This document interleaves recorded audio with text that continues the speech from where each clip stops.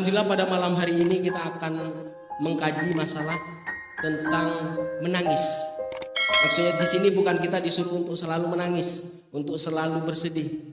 Tidak, apa makna yang terkandung di dalam menangis, yaitu yang dimaksud di dalam menangis ini yang kita bahas adalah fadlul buka min khosyatillah, keutamaan orang menangis karena Allah. Mungkin di zaman Rasulullah SAW ada sahabat Rasulullah yang sangat mencintai Rasulullah dan sangat mencintai Al-Quran. Innamal mu'minuna alladzina idza dzukirallahu wajilat qulubuhum wa idza tuliyat 'alaihim ayatu zadatuhum imanan wa 'ala rabbihim yatawakkalun.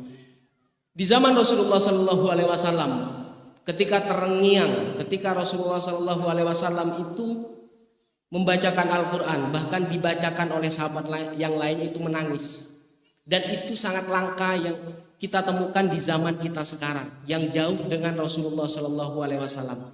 Dulu Al-Quran dicetak di atas tulang, di atas daun, bahkan di atas batu. Kalau sekarang sudah banyak dicetak di atas kertas, dan itu sangat murah. Dan mungkin tidak begitu membutuhkan tenaga untuk mendapatkan Al-Quran itu. Sehingga apa?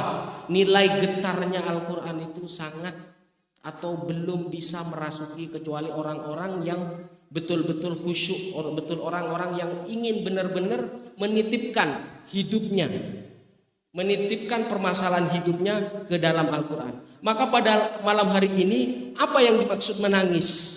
Menangis. Keutamaan menangis karena takutnya kepada Allah. Jadi kalau kita sekarang mungkin menangisnya mengingat Allah ketika tertimpa masalah. Menangisnya karena tertimpa kesulitan. Menangisnya karena kita susah membayar hutang. Menangisnya karena kita ada musibah yang menimpa anak kita, orang tua kita, sehingga apa? Lewat musibah yang tertimpa kita, akhirnya kita melanjutkan kesusahan itu dengan memohon perlindungan dan penjagaan kepada Allah Subhanahu wa taala. Itulah baik-baik saja. Mungkin jauh dari sahabat Rasulullah SAW di zaman dahulu. Paling tidak kita seperti itu bagian dari khasyatullah, takut kepada Allah karena adanya masalah, adanya musibah, adanya kesulitan yang kita kena misalkan. Agar sesuatu yang sulit, sesuatu yang rumit tidak akan terjadi di masa-masa yang akan datang, sehingga ada rasa takut. Khasyatullah yang seperti inilah, menangis, meneteskan air mata, maka itu bukti bahwa kita diingatkan oleh masalah kita dan akhirnya takut kepada Allah dan akhirnya menangis min khasyatillah karena takut kepada Allah. Jadi mungkin takutnya hanya sebatas agar kita tidak tertimpa masalah, agar kita tidak disempitkan di dalam hidup kita, agar kita bisa ada kemampuan ketika kita ditimpa musibah di masa-masa yang akan datang. Syukur-syukur kita sudah diangkat derajat oleh Allah dan kita mengatasi segala ujian dan terus ya'lu faya'lu, meningkat dan terus meningkat. Maka pada malam hari ini keutamaan orang yang menangis karena Allah ini bagian kemuliaan dari umat Muhammad SAW. Kenapa bangga sebagai umat Muhammad? Sekali mengerjakan sesuatu yang pada umumnya mungkin dikatakan biasa saja, menangis mungkin disangkanya dia cengeng, menangis disangkanya itu lemah, itu ternyata mendapatkan kekuatan dari kita menangis karena Allah. Itulah keutamaan umat Muhammad SAW. Maka ini yang menjadi keutamaan maja'a fi fadlil buka min khasyatillah, keutamaan yang disebabkan oleh nangis karena Allah, saking takutnya karena Allah. Waqad akhbara sallallahu alaihi wasallam annal baqi min khasyatillah huwa minas sab'ah alladziina yudhilluhum ta'ala fi dhilli yauma la dhilla illa dhilluh. Orang yang menangis karena Allah itu salah satu orang yang dilindungi ketika kita ditimpa kesengsaraan pada hari kiamat kelak. Karena mungkin jaraknya matahari setelah semuanya hancur, diciptakan kembali matahari itu untuk menguji derajat amal kita ketika kita berada di surga, dan itu kita terlindung. Salah satunya adalah perlindungan kepada orang-orang yang menangis karena Allah. Maka di dalam kitab Utsman Asy-Syakir Al-Khubawi itu ada cerita, ada riwayat Jadi ketika ada seseorang hamba berdosa, mungkin derajat dosanya sangat besar, mayoritas amalnya itu banyak kesalahannya, banyak dosanya, maka ketika dihisap, diberhentikan oleh Allah, jadi kamu udah divonis sudah melakukan banyak kesalahan. Ketika dihakimi, dia tidak terima. Saya sudah melakukan hal yang baik meskipun kebaikan saya tidak banyak. Jadi akhirnya kalau kamu tidak percaya, maka jadilah semua anggota tubuhmu menjadi saksi. Sampai matanya menjadi saksi, tangannya menjadi saksi, kemudian telinganya, kakinya, semuanya, bahwasanya orang ini melakukan perbuatan yang dosa atau kesalahan yang besar. Akhirnya apa? Divonis masuk neraka. Tapi ada satu yang protes, orang ini masuk neraka. Siapa itu? Bulu mata. Bulu matanya protes. Ya Allah, apakah engkau berjanji ketika hambamu itu pernah menangis karenamu, kemudian air matanya menenggelamkan mata sampai ke bulu-bulunya sampai menetes, itu dijamin masuk surga. Oleh sebab itu ampunanmu yang menjamin dia masuk surga. Iya benar, saya bersaksi, orang ini pernah menangis karena takut kepadamu, dan itu membasahi bulu matanya. Jadi semuanya sudah mengakui, tangannya, telinganya, kakinya, kemudian anggota badannya itu sudah mengakui bahwasanya orang ini adalah pendosa yang banyak kesalahannya. Tetapi ada salah satu anggota badannya, yaitu bulu matanya. Akhirnya lewat saksi bulu mata, karena ini bersaksi, ini pernah orang ini menangis karena takut kepadamu, meskipun hanya sekali, maka mohonkan agar orang ini diampuni dosa-dosa dia, kesalahan-kesalahan dia, karena engkau telah berjanji orang yang menangis karenamu itu bakal menghapus panasnya api neraka. Maka semenjak itu, karena protesnya bulu mata dia, itu akhirnya dia dimasukkan ke surga. Maka kebaikan yang kita lakukan meskipun sedikit, meskipun kesalahannya banyak, maka harus ada yang didawamkan, harus ada yang dilakukan. Tapi ternyata meskipun orang itu banyak kesalahannya, tapi karena ada saksi, karena semuanya menyaksikan, anggota badan kita menyaksikan bahwasanya kita pernah melakukan kebaikan, maka anggota badan menjadi saksi, kemudian tempatnya juga menjadi saksi, yang disebut asar, jejaknya. Saya pernah misalkan ada anak yang rewel. Saya pernah waktu anak saya umur berapa? Umur 2 tahun itu kan rewel, nangis terus. Suatu malam saya habis itu sholat. Di saat setelah sholat, karena anak saya nangis, saya gendong tuh. Jadi saya gendong, saya nangis. Nah, air mata karena Allah itu hapuskan ke anaknya. Jadi air mata yang karena Allah itu hapuskan ke matanya atau ke anggota badan dia atau ke dahinya, pelan-pelan aja. Setelah itu alhamdulillah kerewelannya mulai agak berkurang. Dan itu saya pernah beberapa kali, kalau nggak salah ada 3 kali, dan itu saya lakukan dan terbukti. Jadi kalau kita seperti umat Rasulullah SAW, kita meyakini keagungan Al-Quran, kemudian kita mencintai Rasulullah yang tanpa amal, itu mungkin agak susah. Paling tidak dengan kesedihan kita nih, dengan kerumitan, dengan kita tidak mampu menyelesaikan masalah yang ditimpa ke kita, paling enggak terhadap kesedihan itu kita sambungkan kepada Allah Subhanahu wa taala apa? Meminta pertolongannya. Maka karena sebab yang tadi, kemudian dia itu bersambung kepada kecintaan, atau kita ingin perlindungan, penjagaan dan penyelesaian dari Allah, akhirnya keluar air mata, itu sebagai bagian al-buka min khosyatillah, dan itu banyak keutamaannya. Maka orang yang menangis di dalam posisi itu, spirit, semangat yang ada di dalam hati dan pikiran pasti akan bangkit. kecuali nangisnya karena tertekan, stres, tidak disambungkan ke Allah. Itu nggak akan bakal bisa. Yang dimaksud menangis di sini adalah menangis yang ujungnya akhirnya takut kepada Allah. Mau sebelumnya dia sebab apa, tertimpa masalah apa, pikiran yang seperti apa, sesempit apapun, maka sambungkan.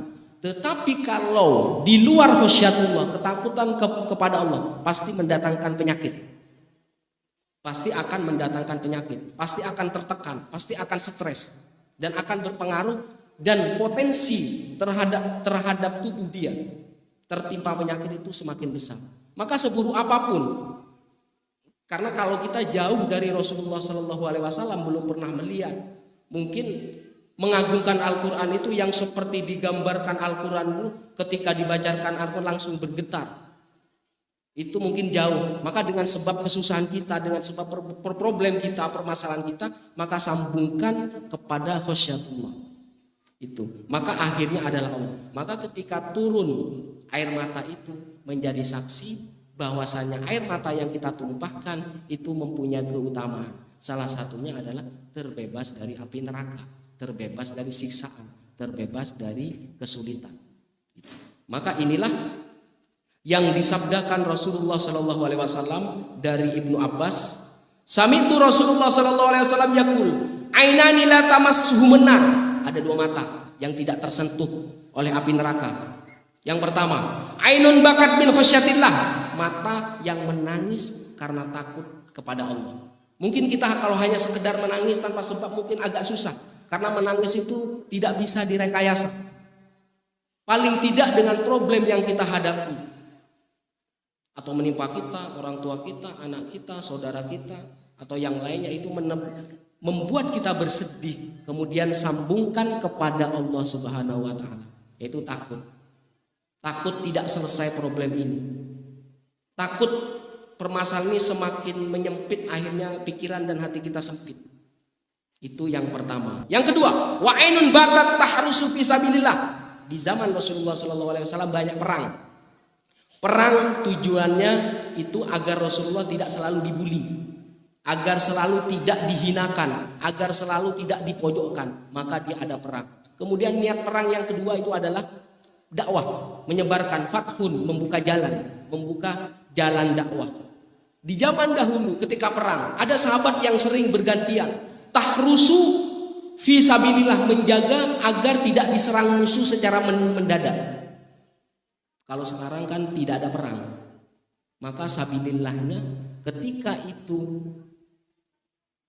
ada urusan yang menegakkan kalimat Allah, berkaitan dengan agama Allah, berkaitan dengan ajaran Rasulullah SAW, maka itu sama, menjaga mata agar tidak tidur, agar tidak lengah, agar acaranya sukses, agar misalkan semuanya dapat berjalan lancar, karena pada saat ini tidak ada perang. Jadi zaman Rasulullah, perjuangan sahabat berbeda dengan perjuangan kita yang saat ini. Kita hanya melanjutkan saja, kita hanya menjaga saja.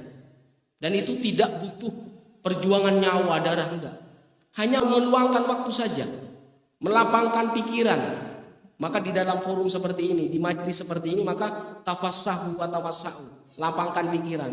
Maka aturan kita membiasakan ketika menginjakkan kaki di sini tafassahu wa tawassau. Jadi tempatnya berluas-luas, pikiran juga sama. Itu akhirnya apa? Permasalahan ketika kita pulang membawa berkah kebaikan ini kepada rumah masing-masing. Makanan yang ada di sini, minuman yang ada di sini, bahkan jejak yang di sini kita bawa. Semoga berbuah keselamatan dan penjagaan dari Allah Subhanahu wa Ta'ala. Itu maksudnya. Maka kebaikan yang sedikit itu dijaga, jangan sampai hilang. Meski toh kita di luar ini punya banyak dosa atau yang lainnya, karena potensi seseorang yang namanya Bani Adam khotta'un wal khairul khotta'in tawwabun, potensi salahnya besar. Kita tidak bisa terhindar yang namanya salah, kita tidak bisa terhindar yang namanya dosa. Wa khairul khotta'in tawwabun, sebaik-baik orang yang bersalah, yang berdosa kembali kepada Tuhannya. Ketika kembali ada rasa takut. Ketika takut membuncah di dalam dada, maka air mata akan keluar. Linangan air mata itulah yang punya keutamaan. Salah satunya adalah terbebas dari api neraka. Maka ketika mata itu dijaga agar semuanya berjalan lancar, mata ini menjadi saksi. Jangan sampai tertidur, jangan sampai lengah, menjaga jangan sampai ini diganggu sama orang. Ini juga bagian ainun batat tahrusu fi sabilillah. Mata yang selalu terjaga, menjaga di jalan Allah. Di dalam hadis Rasulullah sallallahu alaihi wasallam, la yalijun rajulun baka min khasyatillah hatta ya'udal laban fid dar'i wa la yajtami ghubarun fi sabilillah wa dukhanu jahannam. Maka di dalam hadis lain, tidak masuk neraka rajulun baka min khasyatillah, seseorang yang menangis karena Allah tidak bakal masuk neraka. Seseorang siapapun itu yang pernah menangis, karena Allah, hatta ya'udan laban fid dar'i. Jadi sampai diutamakan air susu itu, ketika keluar air susu dari binatang, sapi atau yang lainnya, itu tidak mungkin kembali. Berarti orang yang pernah menangis sama Allah tidak mungkin masuk neraka. Hatta ya'udan laban fid dar'i. Susu yang keluar tidak mungkin bakal kembali ke kelenjarnya. Tidak akan mungkin. Jadi seperti itu ketidakmungkinan orang yang pernah menangis karena Allah, dan tidak mungkin dia dalam kesengsaraan. Wala yajtami'u ghubarun fi sabilillah wa dukhanu jahannam. Debu-debunya. Jadi kalau dahulu di zaman sahabat Rasulullah itu, debu ketika berkuda menegakkan kalimat Allah, ada debunya ketika berkuda. Debu-debu itu menjadi saksi, dan itu tidak bakal bercampur dengan neraka, dengan asap neraka, tidak akan mungkin. Ketika dimasukkan neraka, ada debu yang kita lewati. Itu yang menjadi saksi kita pernah berjalan di jalan Allah. Kita pernah berjalan dan mementingkan atau menegakkan, meskipun peran kita hanya sedikit saja, kita hanya asal datang saja. Itu menjadi saksi kita tidak bakal disentuh api neraka. Betapa sangat besar keutamaan orang yang menangis karena Allah, sampai sedetil pun, sesepele itu bisa menyelamatkan kita dari api neraka. Maka sering-seringlah menangis. Jadi yang dimaksud menangis ini, tidak mungkin orang yang menangis karena Allah itu sedih terus. Pasti ada kepuasan batin, kepuasan pikiran sehingga lapang. Ketika misalkan usahanya bangkrut, sampai tidak bisa bergerak membangun kembali, maka ketika hati yang lapang akan ditransfer kepada pikiran, pikiran kita menjadi bergerak, dan kreasi-kreasi akan ditimbulkan setelah itu. Coba praktekkan, kita menangis karena Allah, setelah menangis itu apa? Pasti semangat. Pasti itu. Tidak mungkin bersedih. Saya meskipun tampangnya nggak ada, tampang susah, ya, saya sering menangis. Jadi menangis itu bukan justru membuat kita sedih, tidak. Setelah menangis itu berdampak kepada kita bersemangat lagi, melanjutkan kembali. Bahkan kita terus berjalan, meningkatkan, mungkin dengan amal perbuatan kita, amal baik kita bisa mengangkat derajat kita dan memberi kemudahan terhadap apa-apa yang akan datang yang menjadi kesulitan dan kita susah untuk menanggungnya. Maka itu dijamin oleh Rasulullah sallallahu alaihi wasallam. Selanjutnya, wa an Abi Hurairah radhiyallahu anhu, ketika turun ayat afa min hadzal hadits ta'jabun wa tadhakuna wa la tabkun. Jadi maka hendak dengan perkataan ini Al-Qur'an ini engkau heran, wa tadhakuna wa la tabkun, engkau mentertawakan Al-Qur'an ini. Jadi mentertawakan itu menghinakan, wa la tabkun, dan engkau tidak menangis terhadap ancaman Allah. Bahkan orang yang selalu berbuat kesalahan pun dijamin masuk surga. Ketika dia kembali hanya meneteskan air mata. Ada di zaman dahulu. Ada di zaman dahulu sahabat Rasulullah begitu mendengarkan Al-Quran mereka bergetar, mereka menangis. Di sisi lain ada orang kafir Quraisy yang sangat membenci Rasulullah Shallallahu Alaihi Wasallam. Ketika mendengar ayat Quran meremehkan, heran, meremehkan. menghina, dan mereka tidak menangis atau tidak bersedih terhadap ancaman Allah.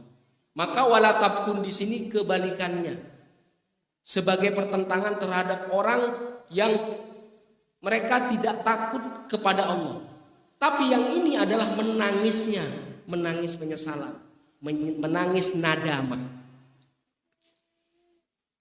Baka ashabus suffati hatta jaradumu ala tududihim falamma sami'a Rasulullah hisau baka ma'ahum. Maka di dalam dia menangis, sahabat Rasulullah, ashabus suffah itu di Madinah. Itu ada namanya Masjid Nabawi. Di sekitar Masjid Nabawi itu berkumpul orang-orang yang susah, orang-orang yang miskin, orang yang tidak mampu dikumpulkan di satu kelompok di dalam masjid. Itu namanya disebut ashabus suffah. Mereka menangis hanya mendengarkan Al-Quran saja. Kalau zaman kita juga nggak mungkin. Pasti ada sebab kita menuju khasyatullah yang tadi sebabnya. Karena susah, kita susah membayar utang. Tapi di zaman Rasulullah itu tidak. Karena dekatnya dengan Rasulullah SAW, begitu membaca Al-Quran, dia langsung menangis. Waktu mereka menangis ahlu suffah, Rasulullah mendengarkan mereka menangis dan mendengarkan perasaan mereka menangis, baka ma'ahum. Rasulullah menangis bersama mereka. Fabakaina bibukai faqala Rasulullah. Dan ketika saling menangis, Rasulullah menangis, sahabat menangis.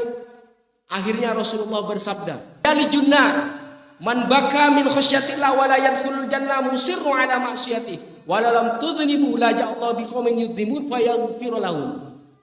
Maka ketika saling menangis, jadi mereka itu sahabat Rasulullah kalau di zaman dahulu perasaan itu menangisnya memang karena ada Rasulullah, karena mendengar Al-Quran, sampai Rasulullah itu seolah-olah kayak tertimpa musibah, saking bergetarnya. Seperti yang saya sebutkan tadi, innamal mu'minuna alladzina idza dzukirallah wajilat qulubuhum.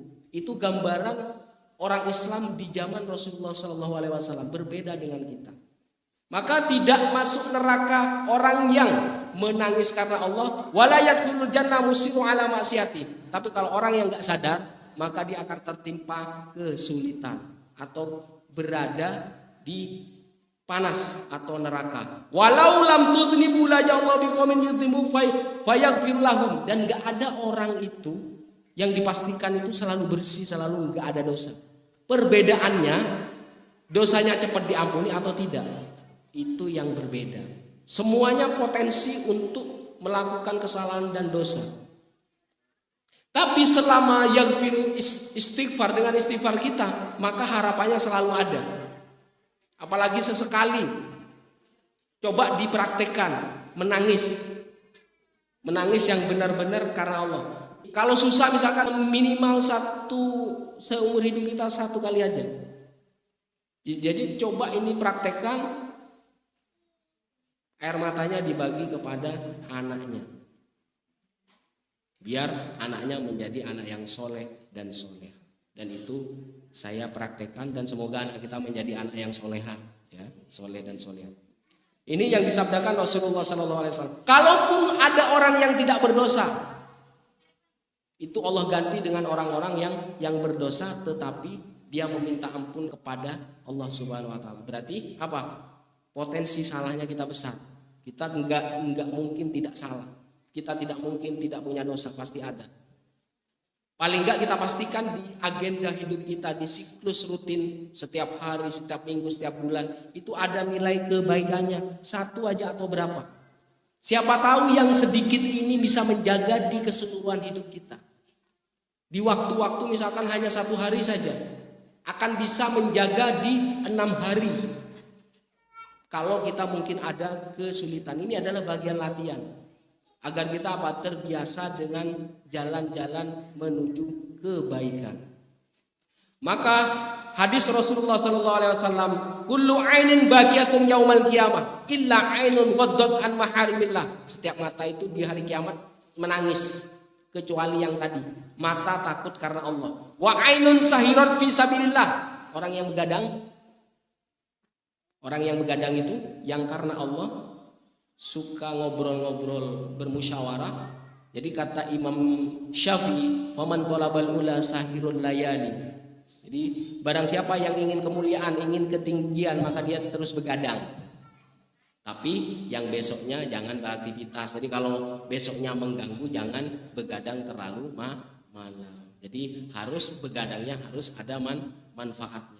Jadi di sini disebutkan wa'ainun, matanya yang selalu begadang, terjaga. Maksudnya dia tidur larut malam. Sahirat fisabilillah, maksudnya ainun yang sahirat fisabilillah, harus di jalan Allah. Jangan untuk urusan lainnya yang tidak berguna. Wa ainun kharaja min ra'si dhuba min khasyatillah azza wa jalla. Pernah lihat lalat? Lihat lalat, coba lihat kepalanya. Jadi kayak orang bingung, kayak orang yang berkaca-kaca kan. Kalau lalat itu akan seperti itu.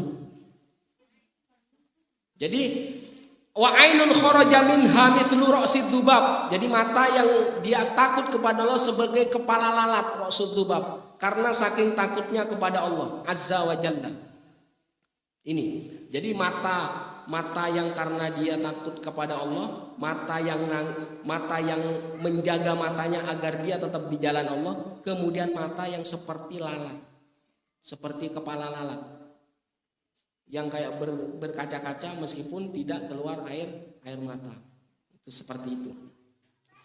Wa an Muslim bin Yasar qala Rasulullah sallallahu alaihi wasallam ma aghrau raqat ainun bima'i illa harama sa'ira dalikal jasad anin nar wala salat qatratun ala khaddiha fayarhaq dalikal wajh qatarun wala dhillah walau anna bagian baka fi ummatin minal umam ruhimu wa ma min syai'in illa hu miqdarun wa mizan illa dam'ah fa innahu tudfa'u biha biharun min nar. Jadi tidaklah tenggelam mata ini. Jadi mata ini ditenggelamkan oleh air mata kita. Karena takut kepada Allah, illa haramallahu sa'iru dzalik. Jadi ketika mata ditenggelamkan mengalir semua. Ketika tenggelam mengalir ke anggota badan kita.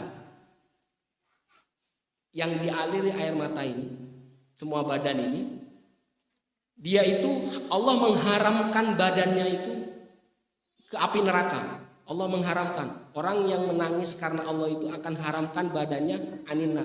Wala salat qatratun ala khaddiha.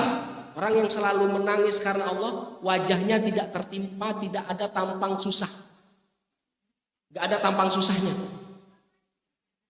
Jadi orang yang menangis karena Allah, dia selalu ini tergenang, matanya tergenang karena air matanya, dia tidak akan tertimpa tampang itu, mukanya nggak ada tampang susah, atau mungkin nggak ada tampang miskin gitu ya. Jadi nggak ada tampang dhillah, orang yang jadi selalu menarik dia. Kalau tidak percaya buktikan saja. Jadi fayar hakodalikal wajah kotor wala dhillah. Jadi nggak ada kehinaan wajahnya. Jadi enggak perlu pakai apa? Pakai susu enggak perlu. Jadi enggak perlu pakai susu, pakai jimat enggak perlu. Jadi cukup seperti ini. Praktekkan kalau tidak percaya. Pasti setelah menangis kita akan semangatnya. Walau anna bagian baka fi ummatin minal umam ruhimu. Jadi kalau semua amal kita itu ada timbangannya, ada mikdarnya, ada mizannya. Maka orang yang menangis karena Allah, air mata karena menangis kepada Allah, itu banyaknya itu susah ditimbang. Karena itu sudah pasti masuk surga. Dan membuat semangat hidupnya akan bertambah kuat, akan bertambah besar. Maka coba yang belum pernah, besok atau ntar malam praktekkan. Harus nangis karena Allah. Jangan nangis karena sedih, susah, jangan. Jangan nangis karena sekedar penyakitnya, cukup, jangan. Sambungkan susahmu kepada Allah setelah itu. Itu ya. Jadi kalau nangisnya tanpa khosyatillah, pasti berbuah penyakit. Saya pastikan akan berbuah penyakit. Semakin kurus, ringkih. Itu. Jadi kalau dia menangisnya kepada khosyatullah, maka wajahnya yang selalu dilewati air matanya nggak ada tampang susah, nggak ada tampang sedih, bahkan nggak ada tampang miskin. Karena miskin adalah mitos. Miskin itu hayalan. Yang menakut-nakuti miskin adalah setan. Nggak ada Allah menciptakan miskin, nggak ada. kita aja yang merubah itu. Kita yang menjadikan keadaan kita sempit. Kenapa di dalam surga itu ketika kita mengambil buah langsung berbuah kembali? Kenapa di dalam surga itu bisa langsung melihat Allah? Karena semuanya suci. Kalau masih belum suci di saat kita berada di akhirat kelak, maka akan dicuci dulu di dalam neraka. Maka apapun kesalahan kita, apapun kerumitan kita, maka coba praktekkan. Sebelum kita sholat misalkan, kita berwudhu dulu. Jadi anggota badan sudah basah dengan air wudhu. Kemudian sholat 2 rakaat. Jadi kalau dia bangun tidur sholat tahajud. Jadi dia itu harus praktekkan. Nah, setelah itu kalau susah menangis, karena menangis tidak bisa direkayasa, maka ingat kesusahannya. Atau telah kehilangan siapa, itu bisa dipraktekkan sebab dia. Agar apa? Agar nyambung kepada khosyatillah. Karena kita berbeda dengan sahabat Rasulullah SAW, susah. Untuk seperti sahabat Rasulullah itu sangat susah. Kita harus butuh sebab kita menangis karena Allah. Maka sebab-sebab tadi mungkin itu yang bisa kita akhirnya bisa menangis, yang berbuah kotrotun tangisan kita atau butir-butir air mata kita yang menjadi saksi bahwa kita pernah merasakan tangisnya karena Allah Subhanahu wa taala. Maka orang yang seperti itu enggak ada tampang susah, enggak ada tampang sedih, enggak ada tampang hina. Pasti akan menarik. Jadi kalau dia jualan pasti banyak yang beli, insya Allah. Wa qad akhbarana sallallahu alaihi wasallam anna tilka dumu allati takunu bisababil khaufi minallah. Jadi ada sebab-sebab air mata itu kenapa dia menjadi penyebab takut kepada Allah. Hiya ahabbu ilallah subhanahu wa ta'ala. Dan itu adalah yang paling disukai Allah, yang paling dicintai Allah. Maka Rasulullah SAW bersabda, laisa say'un ahabbu ilallah. Tidak ada sesuatu yang paling dicintai Allah min qatrataini wa atharaini. Ada dua qatrah itu apa namanya? Apa? Kalau kita nangis apa ini? Tetesan. Ada 2 tetes. Ada 2 tetes yang sangat dicintai Allah, dan ada 2 jejak, ada 2 bekas. Ada 2 bekas yang dicintai Allah, athar. Yang pertama, qatratu dumu'i min khasyatillah. Tetesan air mata kita karena takut kepada Allah. Kemudian tetesan yang kedua, qatratun damin tuhraku fisabilillah. Di zaman Rasulullah perang, sahabat berperang itu sampai menumpahkan darah. Darah itu yang disukai, yang paling dicintai Allah. Karena kita nggak ada perang, jadi tidak butuh sampai mengeluarkan darah. Paling tidak kita menjalankan fisabilillah di jalan Allah, menegakkan Allah, melakukan pengajian seperti ini, itu kan butuh keringat karena saking capeknya. Siapa tahu keringat itu menjadi saksi sebagai kotroh juga, sebagai tetesan juga yang menjadi saksi dan akan dicintai oleh Allah Subhanahu Wa Taala. Kemudian dua bekas. 2 atar, wa amal ataroni, 2 bekas. Yang tadi dua tetes. Yang sekarang wa amal ataroni, yang 2 bekas. Jejak yang pertama, bekas atau jejak. Fa atharun fi sabilillah, jejak kamu melakukan kebaikan seperti yang dilakukan sekarang, jauh-jauh hujan tetap berjalan. Jejak-jejak itu yang kita lalui, itu yang paling dicintai Allah. Kemudian jejak yang kedua, wa atharun fi faradatin min faraidillah azza wa jalla. Dia melakukan kewajiban yang Allah perintahkan ke kita. Jejak-jejaknya itu yang disukai Allah. Jadi bukan kita melakukan sesuatu kemudian mendapat ganjaran, bukan. Jejaknya juga dia mendorong kita kepada keutamaan tadi. Maka jangan disangka perbuatan kita hanya yang selesai kita lakukan saja, tetapi ada bekas di situ, bekas kita berbuat baik, jejak-jejak kita berjalan kepada hal yang baik, itu yang menjadi saksi bahwa kita akan mendapat keutamaan. Saya kira sampai di sini saja. Wassalamualaikum warahmatullahi wabarakatuh.